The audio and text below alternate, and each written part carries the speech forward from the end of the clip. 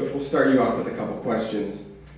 Turnovers plagued your team last year in your losses. How do you go into the preseason trying to rectify that this upcoming year? Plagued us in some of our wins. I think we're the only team in the country to turn the ball over 6 times in a game and actually win. We actually electrically shocked our quarterback during the spring when he threw picks. No. When I look back at our turnovers last year, Timmy's a great kid, I love him, but he fumbled the ball a few times, important fumbles. Our best player, Alex Garofio, fumbled the ball. Our quarterback turned the ball over. We intercepted passes and fumbled the ball. Our tight end only had 11 catches all year. He fumbled the ball. I mean, it wasn't just one person. And if it's just one person in one position, you could maybe blame the running back coach or this quarterback coach or the receivers coach, but it was all of them. And when you do that, you have to look at some of the things that you do. And so we really emphasize turnovers during the off season. I mean, like I said, you can't electrically shock your quarterback, but we work about him talking about taking care of the football and ball security with our running backs and our receivers, and it just shows you what turnovers do. I mean, in 2006, when we were 11-2, we turned the ball over 10 times all season. We had 6 turnovers against Westminster and followed it up by another 6 turnover performance against St. Vincent in back-to-back games. So we emphasize that. I mean, we're going to work on that in camp, and hopefully we'll solve those problems. How important is the duo of the young man sitting next to you, Tim, and Alex Garofio, to your offense? Well, they're very important. I mean, I feel that we have the best skill in the conference, and and this is not being arrogant about our skill, and I don't think it's close.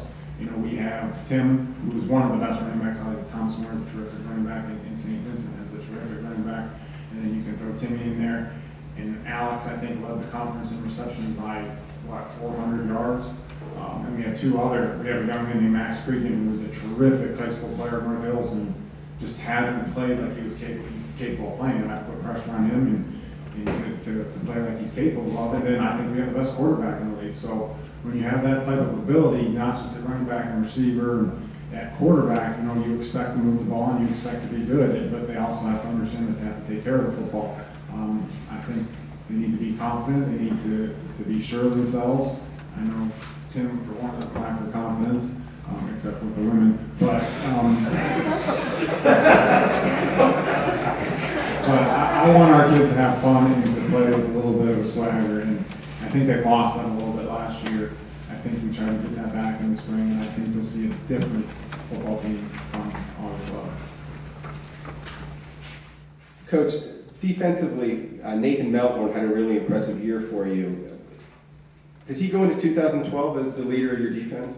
Well, Nathan is going to move positions. First of all, we're going to play him at more of an outside linebacker, strong safety type position, just to get more speed on the field. We feel that that we can run. We're not a real big team, but we feel that we can run. And by getting him on the field and in the addition of having some decent corners, I think will help us. We're going to move him around and let him play and just let him go. I mean, he's a tremendous man coverage guy. He comes off the corner hard. He's a hard worker. He's hard to see. He's only like 5'6", so you might not even be able to see him out there. But he gets after it in the weight room and on the football field. He works hard. You don't hear him a whole lot, but you can see him when he plays. He's just a terrific player. Thanks, Coach. We could shift it over to Tim for a couple questions. Tim, as the most experienced returner on the Washington and Jefferson offense, how does your role change in the huddle right now? Obviously, you always want to perform on the field. That's the number one thing. Lead by example, not only through the actions you do on the field, but also off the field. And another thing that plagued us, I felt like last year, was penalties. A lot of those penalties were just senseless, losing your cool type things. And that's one thing that I want to focus on, definitely, making sure that everybody's keeping their cool and, executing to the best of their ability. But also, you know, it's about having fun, really. And that's another big thing. You know, we want to have fun every time we step on the field and go out there, have a good time, and get a victory. Tim, what are some individual goals for you going into 2012? Rushing for 1,000 yards, for example. What are some things that motivate you personally? Yeah, I mean, obviously, it'd be nice to get back to 1,000 yards. I feel like I would have been there last year had I not missed a couple games.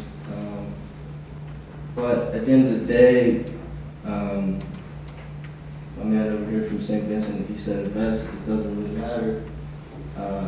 You know, as long as we're winning games, that's the most important thing. So, yeah, I mean, it's nice to, you know, get the yards, get the touchdowns, and you know, the first team or whatever, you know, all that stuff. But at the end of the day, we want to win back a conference championship, bring it back to the presidents where it belongs.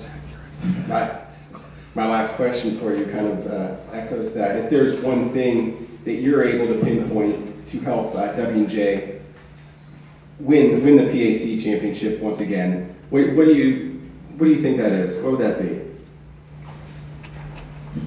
I don't know. You know, it's hard to just pinpoint one thing, but basically just improve in all areas. You know, I feel like I've tried to do that every year, and this year is the last chance we got at it. So, you know, improving the blocking and catching, the rushing, everything, being a better leader, everything that I possibly can do.